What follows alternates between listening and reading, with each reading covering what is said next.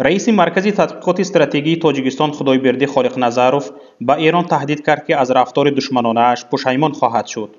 او در صحبت با روزنامه‌نگاران دعوت رئیس حزب نهضت اسلامی تاجیکستان محی‌الدین کبیری را به کنفرانس وحدت اسلامی که در تهران برگزار شد عملی دشمنانه خواند.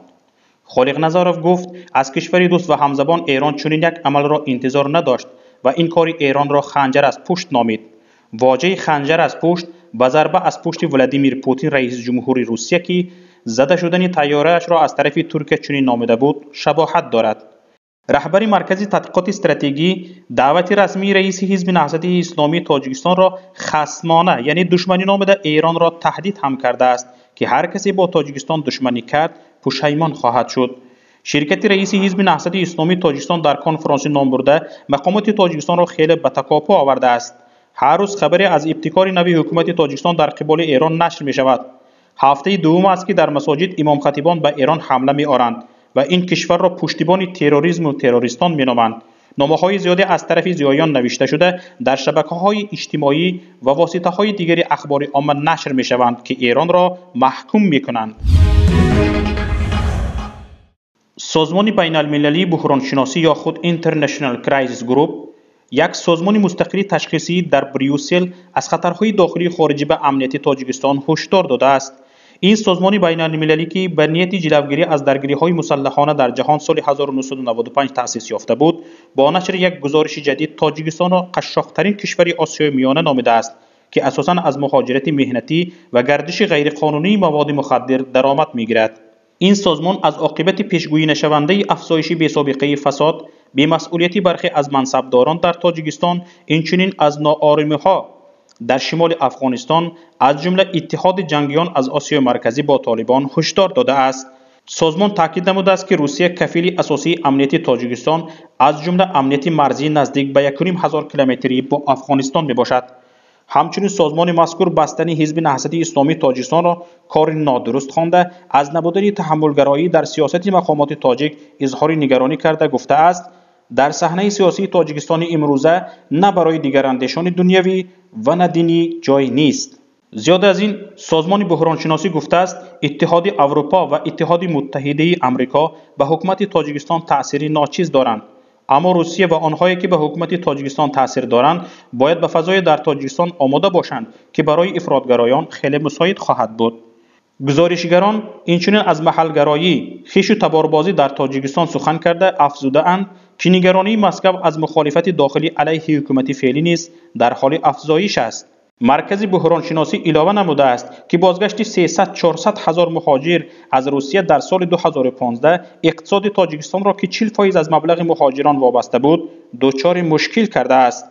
در برابر این گزارشگران از افزایش قاچاق مواد مخدر از افغانستان اطلاع داده تأکید نمودند که به این روند برخی از مسئولین دولتی نیز وارد می باشند.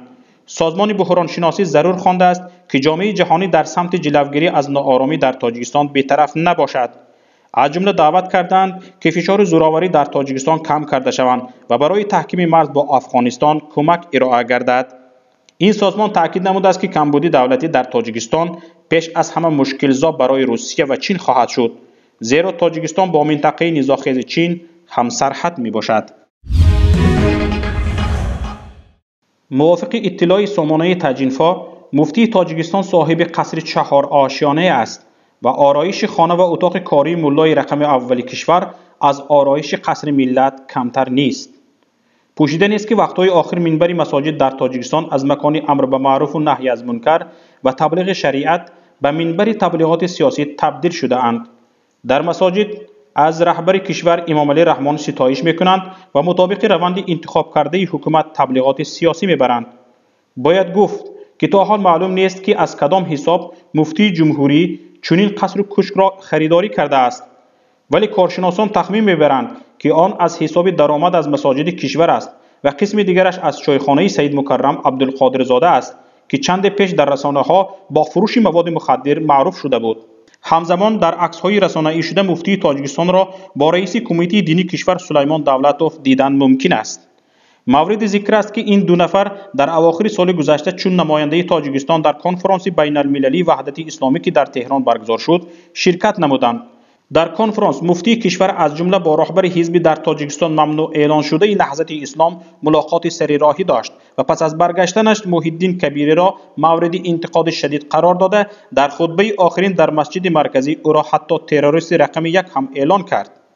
در این قصه عجیب این است که ماه اکتبر سید مکرم عبدالقادرزاده حین یک خطبه سیاسیش رئیس حزب نهضت اسلامی تاجیکستان را با داشتن قصر و کشک‌ها در ترکیه متهم کرده بود و حالا فعالان مخالفین تاجیک مکرمزاده را برای درویگی متهم میکنند و تقاضا دارند تا مفتی کشور از کبیری عذر پرسد و منبع درآمد شخصیش را رسانه‌ای کند. سفارت ترکیه در تاجیکستان معلومات وسایط اخبار عامه درباره از 1 ایون سال 2016 از جانب این کشور جاری شدن نظام روادید برای 89 کشور از جمله تاجیکستان را به اساس خواند. بنا به معلومات از سامانه ازیپیلوس سفیر ترکیه در تاجیکستان گفته است گفت و شنیدها با اتحاد اروپا با مقصد تامین آزاد شدن از گرفتن روادید شنگن برای شهروندان ترکیه ادامه دارد. کاملا به ترتیب آوردن سیاست روادیدی ما با کشورهای سوم اتحاد اروپا عهده‌داری است که ما باید بعد پره به عضویت اتحاد اروپا پذیرفته شدن ترکیه اجرا نماییم. همین طریق در این مرحله معلومات درباره نقشه‌های ترکیه عاید به جاری کردن روابط طریق نظام روادید از 1 ایون سال 2016 نسبت کشورهایی که به آنها گرفتن روادید اتحاد اروپا ضرور است اساس واقعی ندارد تاکید می شود در اظهارات سفارت.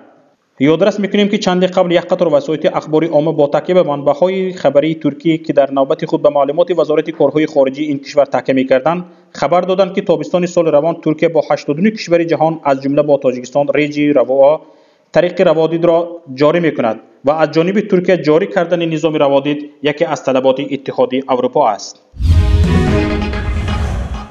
حکومت تاجیکستان طرح تغییر الافه‌ها به قانون درباره ثبت دولتی اسناد حالت شهروندی را تیار نموده به پارلمان کشور پیشنهاد کرده است. در صورت قبول این طرح قانون شهروندانی که برای عائله‌دارشوی عرضه پیشنهاد می‌کنند موظف می‌شوند معلوماتنامه عاید وضع سلامتی خویش و تشخیص خونی عروس و داماد را عاید مطابقت آن برای فرزنددارشوی پیشنهاد نمایند. پیشنهاد عاید چنین نوآوری در ثبت نکاح شهروندان زمان ارائه شد که امام علی رحمان از خانه‌دارشوی خویشاوندان اظهار نگرانی کرد و گفت که آن باعث بیمار تولد شدن کودکان می شود. او آن زمان از وزارت‌های تندرستی و عدلیه طلب نموده بود پیشنهادات خود را در این موضوع ارائه نمایند. بعداً خبرهای نشر شدند که یکی از نزدیکان رئیس جمهور دستگاه‌های زیاد تشخیص خون به تاجیکستان وارد کرده است. بعد اظهار نگرانی امام علی رحمان از خانه‌دارشوی خویشاوندان معرکه تبلیغاتی بزرگ با اشتراک نمایندگان همه قشرهای جامعه راه اندازی شد که نکاح خویشاوندی را به شدت محکوم کردند. ضررآور بودن نکاح خویشاوندی را به اکتشاف‌های طبی ربط داده بودند، اما تحقیقات آخری طبی نشان دادند که نکاح خویشاوندان هیچ ربطی به سلامتی کودک ندارد.